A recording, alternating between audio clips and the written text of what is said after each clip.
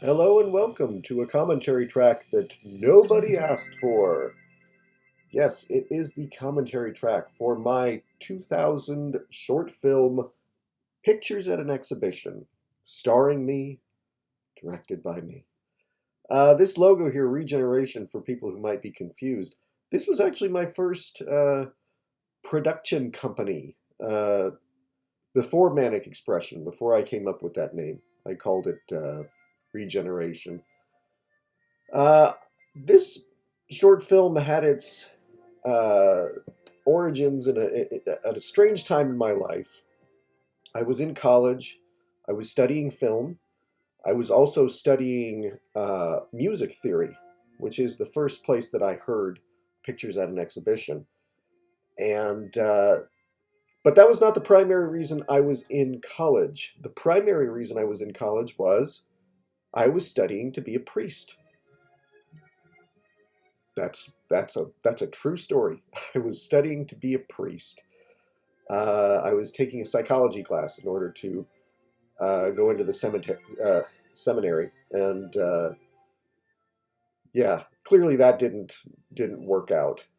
But as you'll be able to tell while watching this, this is clearly the work of somebody who is still uh, very much a believer. Although I think someone whose faith is rocky at this point. There I am with my weird look that I thought was a good idea for this. Bleached blonde hair and black mustache and eyebrows. Why? Uh, I I thought it looked Russian, and the music is very Russian sounding. So there you go. Uh, Pictures at an Exhibition, for those not familiar with it, uh, is a suite of musical pieces by Modest Mussorgsky, uh, based off of him literally looking at pictures at an exhibition of an artist friend of his. Here we have the Gnome. Uh, my friend, who's been my friend now for 25 years, Frank Chacon, plays the Gnome. In my version of this story, he is a drug dealer. My character is a composer who is a down on his luck drug addict, and there is so much I would do differently if I had this all to do over again. In fact, I kind of did. I adapted this short film into a short story for my Manic Expression uh, short story collection, and we adapted that short story into a podcast play uh, voiced entirely by Antonio Mateo Garcia, and that's much closer story-wise to how I would do this now. If I had the money, I would absolutely love to spend $10,000 and just make this how I think it could be now.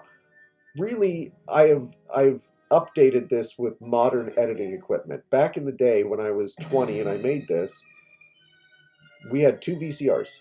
That's how I edited. I didn't have money for lighting.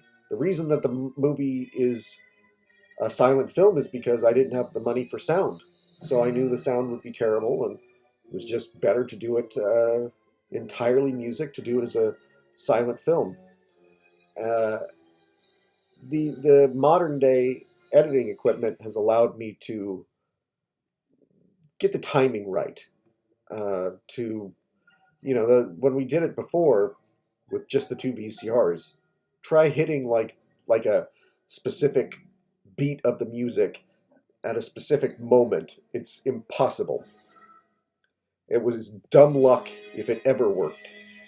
But now I'm able to kind of make it match a little bit better, to update the some of the effects, and this was much more. I didn't do this because I thought I would get like a ton of hits on YouTube. By the way, as you could tell, I went into one house earlier, and I came out. This doesn't match at all.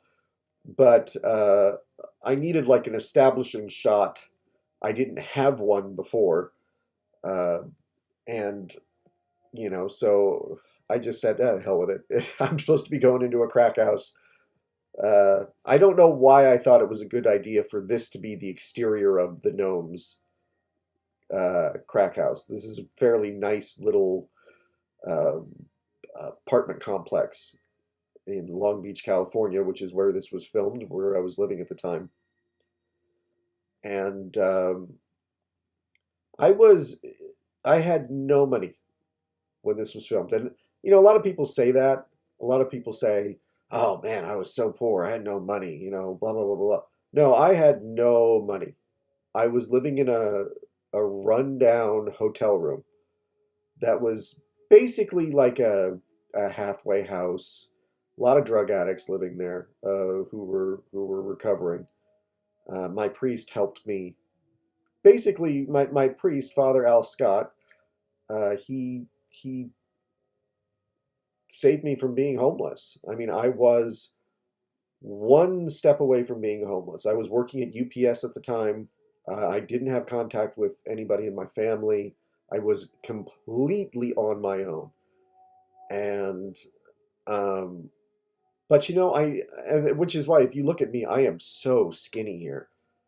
And it's incredible because I'm not bragging because I don't look like this anymore, but I was the kind of kid who just had abs. I just had muscles. I didn't do anything to earn them. I just had them. I wasn't like big or anything, but I was very lean you know, and I was 175 pounds when I was 18. Here I am barely 20 and I'm about 115 pounds. Um, just literally days without food sometimes. Uh, there was no money to do this. I didn't spend any money to do it. Even the camera was kind of a scam because I went to Sears. I had a Sears charge card and there was a 30-day money back guarantee.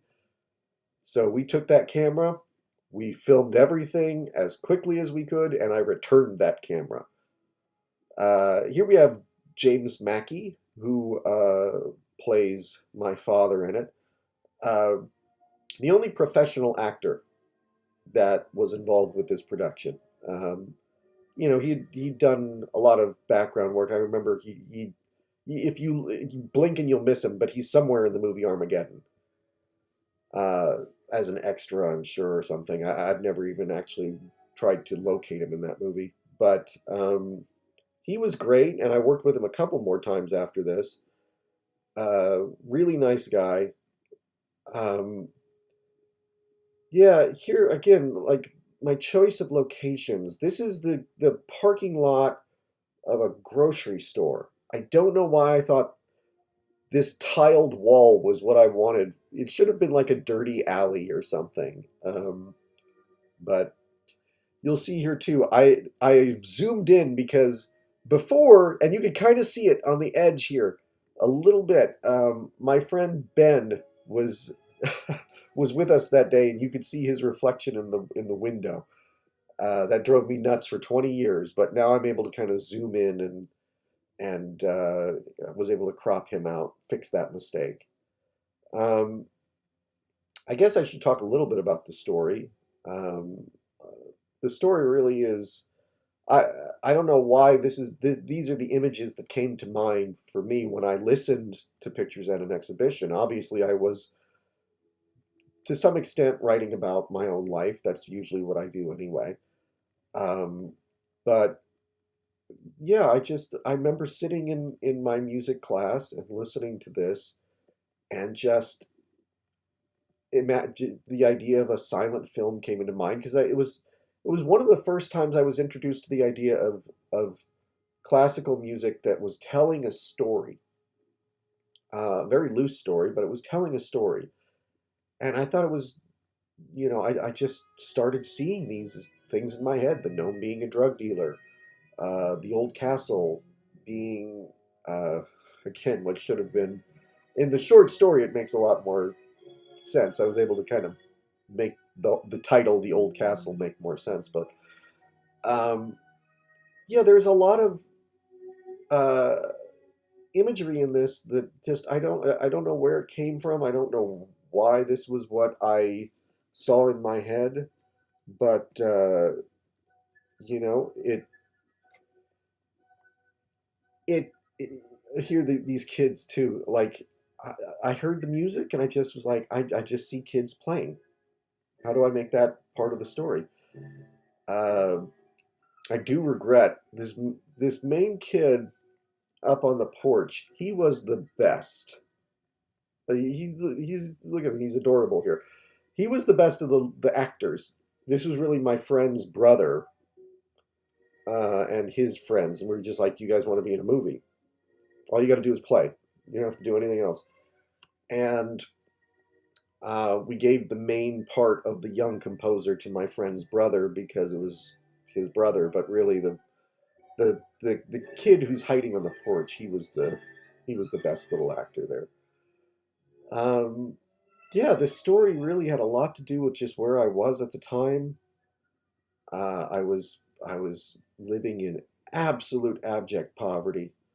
And as you'll see here, we'll cut back to where the composer lives. This was the hotel room that I lived in. No bathroom in it. Bathroom was down the hall. Shower was down the hall. No kitchen. I had a mini fridge that, for some reason, only worked 12 hours out of the day. So you couldn't actually keep anything, couldn't keep milk or anything in there. Don't smoke, kids. uh, Bad habit, but I had it. Um, yeah, this was it was a dark period in my life, but it was also, when I look back on it, it's it's not the way I wish things had been, but I was going through a lot. Like I said, I was completely cut off from my family. Um, I had fallen in love in high school, absolutely head over heels in love. Just that kind of overwhelming first love, And things didn't work out with her, and I was crushed. I was completely. It was the reason why I wanted to join the priesthood. I saw it as an escape from the poverty, but I also saw it as the way I think a lot of young guys see joining the Foreign Legion or something. It was a girl broke my heart, and so I'm going to go, run off and basically put on this uniform and I'll be a soldier for God, I guess was my idea. All that ended up happening was I studied my religion enough to not want to be a part of it anymore. Uh, I mean, this is literally like the beginning of this year. This, I think, was shot in February, and by that Christmas, I was no longer uh, a Christian. But I had also, I mean, here we see the composer has tried to kill himself. I was, I had been suicidal throughout my teens. Um, and so all of this was really very much a personal story for me. I don't know that I don't think I was suicidal at the time. This is maybe me looking back on it. Uh, I was sort of, as terrible as my life was with the poverty and hunger and everything, I was happier than I had been living at home. I and I never gave up hope, which is ultimately what this story is about. Again, much more so. I think the short story gets it. The short story takes all the religious stuff out of it, uh, and I think it works better that way. But here we have a very interesting effect that I wanted to have done. As you'll see, we have a shadow and a glowing figure. There's two reasons for this. One, the actor and the actress, they're supposed to be these supernatural figures, but they just sort of came in there They're like late 90s clothes, and it looked pretty stupid. So I didn't want to see the big baggy T-shirt and everything that the guy was wearing. But also, the guy, the shadow here, is the biggest piece of shit that I have ever known in my life. He was my best friend at the time. Uh, Nobody has ever treated me worse than this guy did. I won't even go into detail, but suffice it to say, I've told the story to the people who did the effects here, and they were like, "Holy shit! Yeah, you got to get this guy out. You don't want to see this guy's face watching this."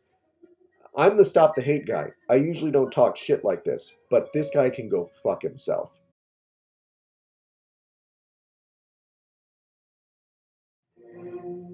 This scene is it's interesting because title of the this part of the song is Two Jews. Um, why I didn't think originally, I mean, I added that little shot of Temple Israel. I didn't think to tie it into these two being Jewish originally. I just saw it as the composer being bitter and he doesn't have his drugs. He can't hide away from his emotions, and he's got this gun from the that he took from the gnome, and he's like, you know what? How dare you two flaunt your love in front of me, your happiness? Um, in the short story, it works better. It's an older couple, and after she beats up the composer, she leaves a copy of the Torah for him. Um, yeah, I'm getting my ass kicked pretty good here. Um, this is another scene that has an effect added to it. That the previous scene, there was obviously some rotoscoping done in order to cover up those two uh, characters. Here, this effect was done by my friend Taylor Wyatt, Y-Boy. And if you watch right here, boom, the gun goes off and you can see the shot. Before, it was just sort of like you had to guess that that's what happened. Taylor added that flash to indicate that the gun had gone off. Um, Again, this isn't in the short story. In the short story, the old lady just beats up the composer and leaves him laying on the side of the road. But yeah, this here is just great jelly. I think the idea is that the gun didn't. It's the bullet didn't go through. It winged me. But yeah, this is pretty dumb. And again, you can see how skinny I am here. Just really wasted away.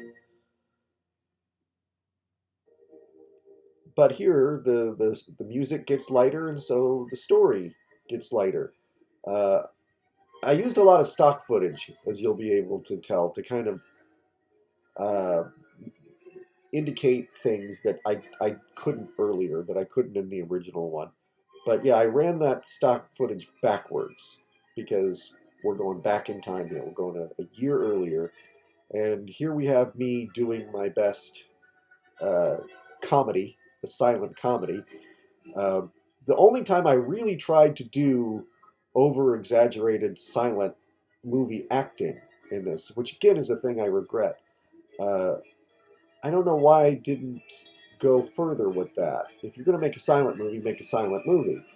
And I didn't do that. I didn't have everybody doing the big over the top acting that you find in a silent movie.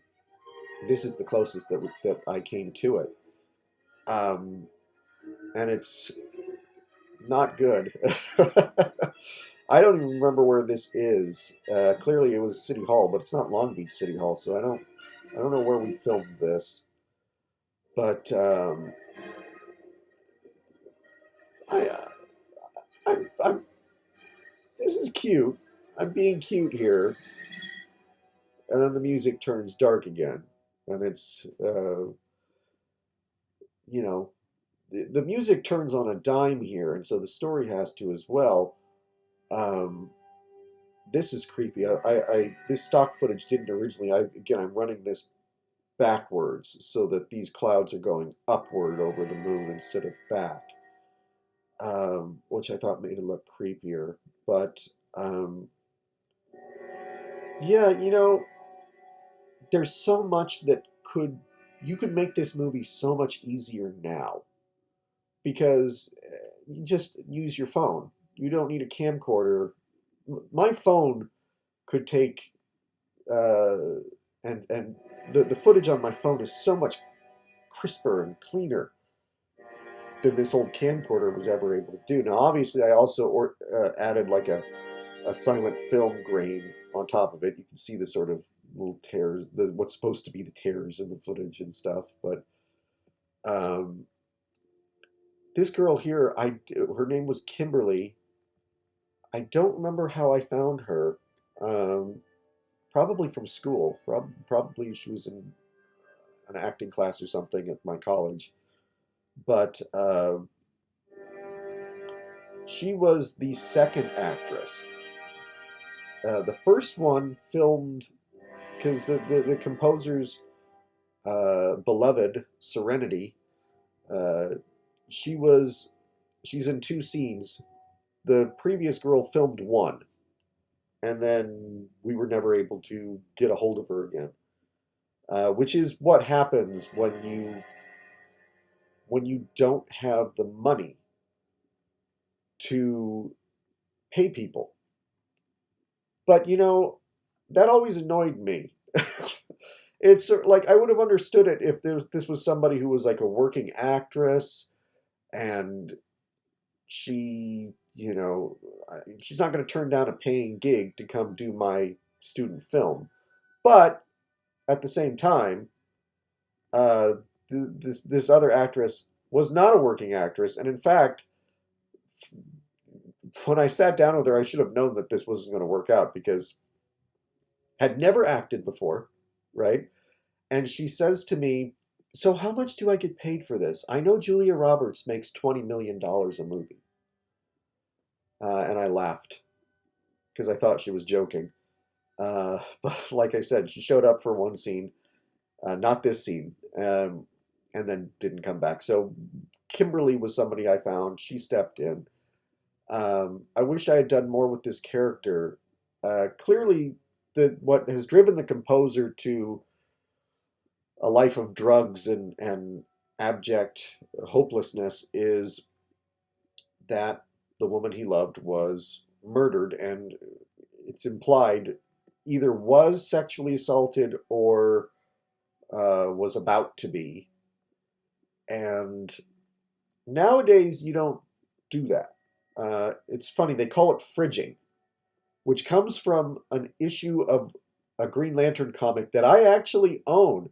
I bought it at the time. I had no idea that it was going to become like a thing.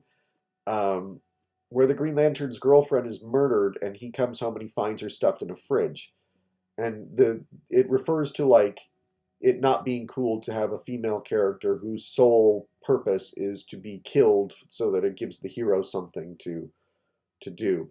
I didn't see it that way. I still don't see it that way. I saw it as I've known women who were sexually assaulted. They deserve to have their stories told, but this is the story of somebody who's a survivor who the person he loves was taken away from him, which I think is also a valid story to tell. Here we have me in my second role, which again I I regret how this was done, and it's so much better in the short story. Uh, Baba Yaga, which is the story that this part of the music is based on, is a witch. And so, why I thought it was a good idea to instead have my shadow self here, instead of having um, an old woman, I don't know. But I here Taylor did another effect here. As you can see, my face is more blurred out. The reason for that is because, again, no money. The makeup was awful. The makeup was so embarrassingly stupid. I just looked goth. And I decided, you know what? It's probably better to just not see my face. Let's just have this character be kind of hidden in the shadows a little bit more. Uh, Again, the character of grief in the short story, it's such a better representation of what grief really is. Here, it's like a monster that's chasing you, which in the short story, that's initially what the composer sees, is a monster chasing him.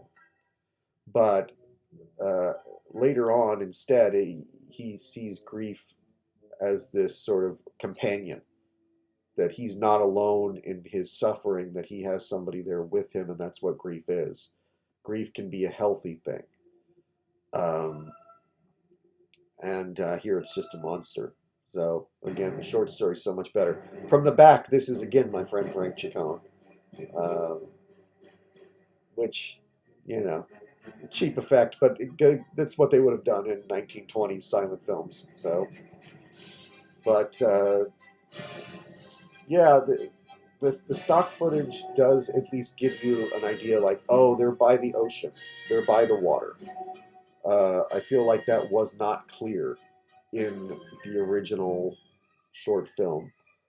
So much of what I did uh, in this version of it was just to make things a little bit clearer of what was actually happening.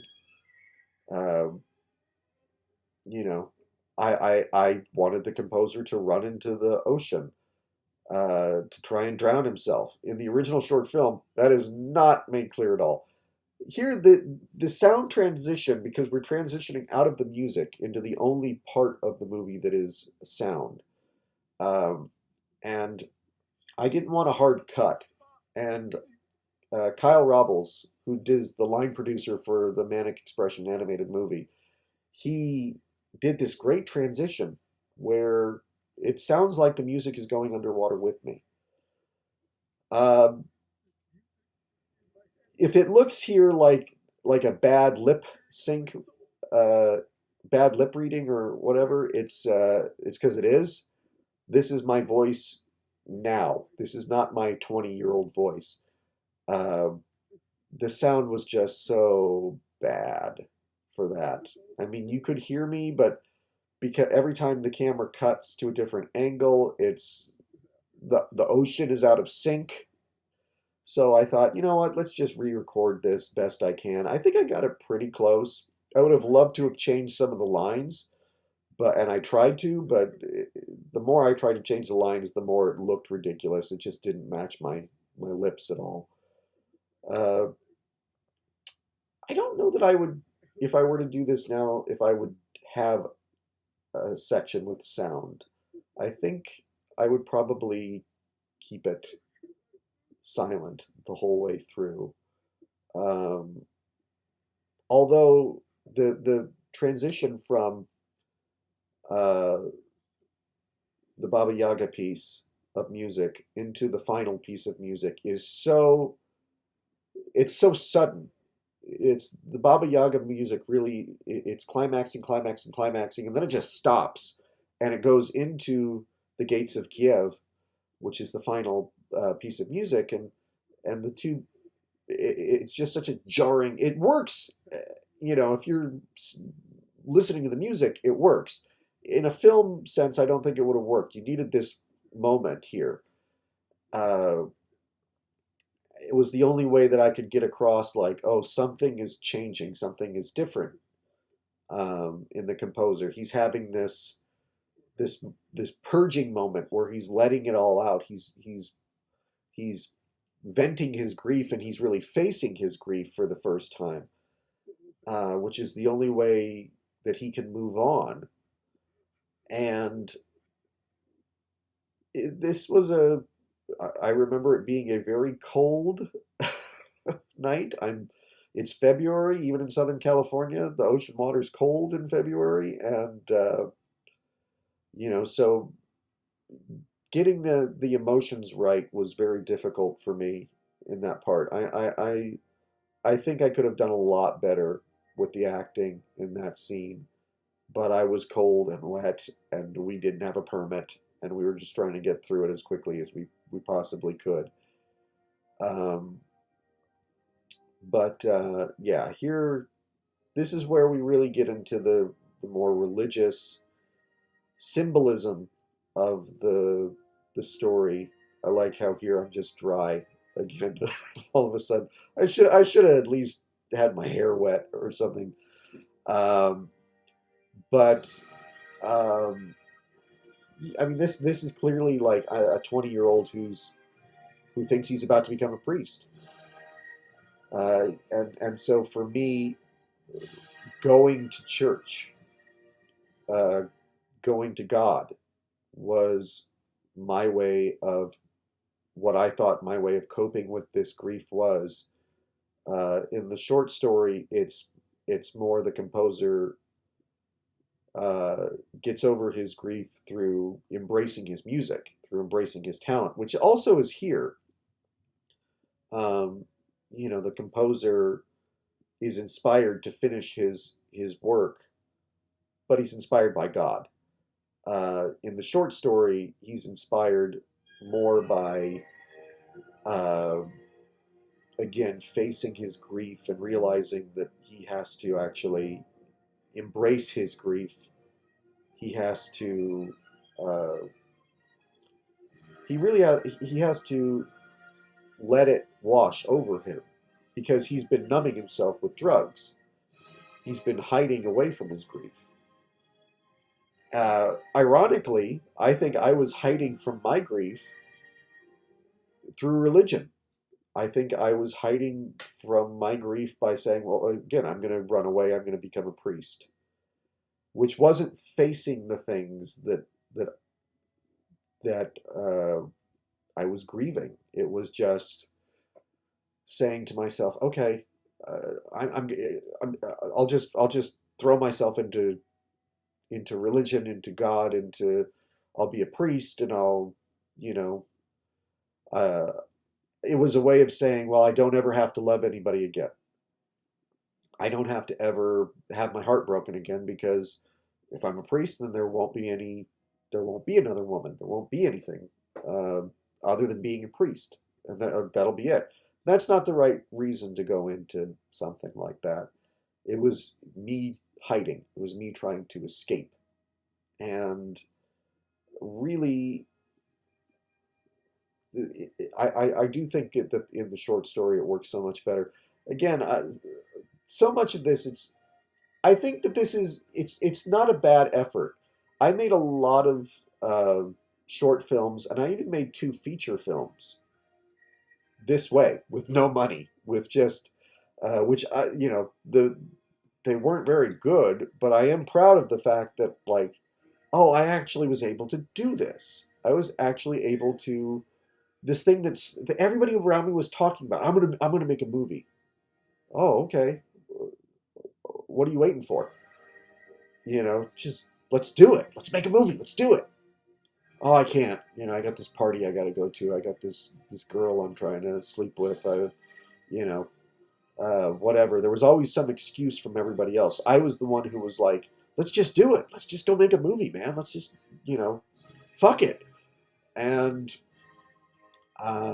so I am proud of the fact that I made these things. And Pictures at an Exhibition is the best, really, for the reason, the fact that it's a silent film. Everything else had sound. And because it had sound, if you can't get sound right in a movie, then it's really jarring, really obnoxious, you know, comical even. And so to me, Pictures at an Exhibition was the logical one to try and clean up and make look nice and present to the world finally. Um, and here we have my Wizard of Oz shot walking out into the color world. Uh, Originally, I wasn't going to add this filter onto it and make it look. Uh, this looks like what color looked like in the early days of cinema. That washed out look, and I wasn't going to do that originally, but uh, I thought it matched better with the rest of the movie. But yeah, that's it. That's Pictures at an Exhibition. This is me, ironically enough, walking away from the church. and which is what I would end up doing less than a year later. And yeah, I don't know. It's like I said, it's not a great movie, uh, but it's not bad. And I think I was able to clean it up pretty well and present it in a better way. I never would ever have shown what it looked like before I re-edited it. Uh, I wish I had the raw footage still. I wish I was able to go back to the original footage. But yeah, it's not terrible, and I hope you all enjoyed it for what it was. All 10 of you who maybe got through watching it. Um, but yeah, it's 22 years later, and I'm directing again. This time an animated comedy, and it's great to still be to don't give up on your dreams. Just keep trying, keep trying, always try, because even if you don't end up becoming rich and famous and everything, you make some good art along the way, or you make some halfway decent art, if nothing else. So thanks for watching. Hope you enjoyed it.